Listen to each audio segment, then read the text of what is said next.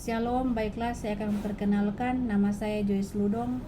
Saya kelas B1 ekstensi semester 5, jurusan keperawatan.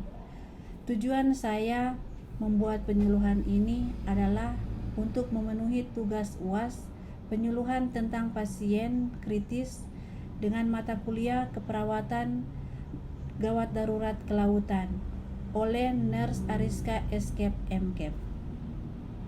Tenggelam adalah proses gangguan sistem pernafasan akibat seseorang terendam dalam air. Kondisi ini dapat mengakibatkan kematian, terutama pada bayi dan anak-anak.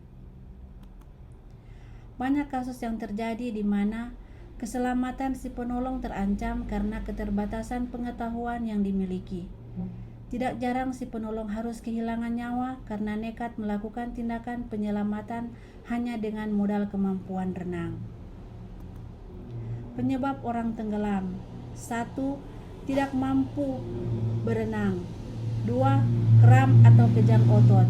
3. Panik. 4. Faktor kesehatan. 5. Bunuh diri.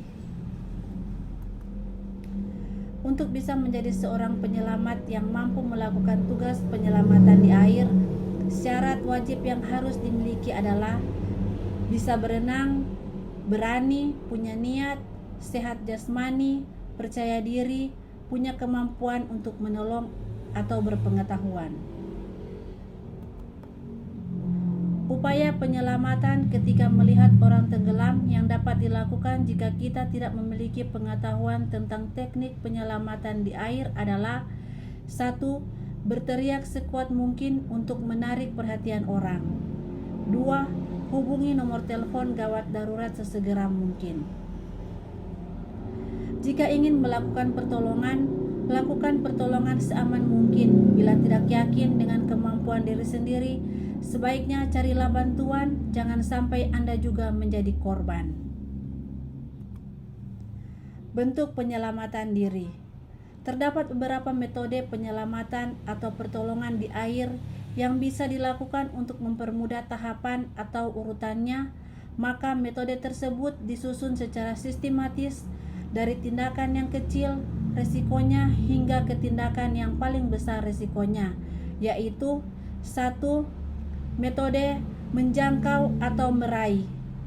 Penolong meraih atau menjangkau korban yang tenggelam dengan menggunakan benda yang ringan dan panjang seperti tongkat, gala, dan kayu. Metode kedua, lempar. Metode ini dapat dilakukan dengan dua cara. 1. Melemparkan benda apung yang sudah terikat dengan tali, kemudian menarik korban dengan alat tersebut.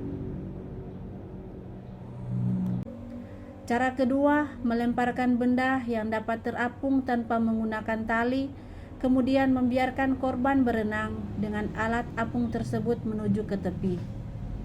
Metode ketiga, metode mendayung atau menggunakan perahu. Metode ini menggunakan akses pertolongan seperti perahu, kano ataupun perahu kecil lainnya untuk menjangkau korban. Metode keempat, berenang dengan bantuan. Metode ini adalah pilihan terakhir yang harus dilakukan karena ketidaktersediaan alat yang dipergunakan untuk mendekati korban, dan posisi korban jauh atau berada di tempat yang tidak mungkin menggunakan perahu. Metode kelima, metode berenang di belakangnya. Pada metode ini, penolong berenang menuju korban kemudian membawa korban ke tempat yang aman dengan melakukan kontak langsung dengan korban.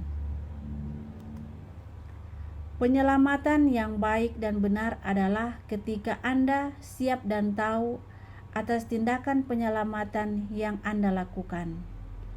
Edukasi perlu dilakukan untuk mencegah kasus tenggelam, terutama pada anak-anak. Strategi pencegahan merupakan hal yang sangat penting. Perlu diberitahukan kepada orang tua bahwa mengajarkan kemampuan berenang pada anak sangat membantu mencegah tenggelam. Sekian dan terima kasih. Semoga bermanfaat.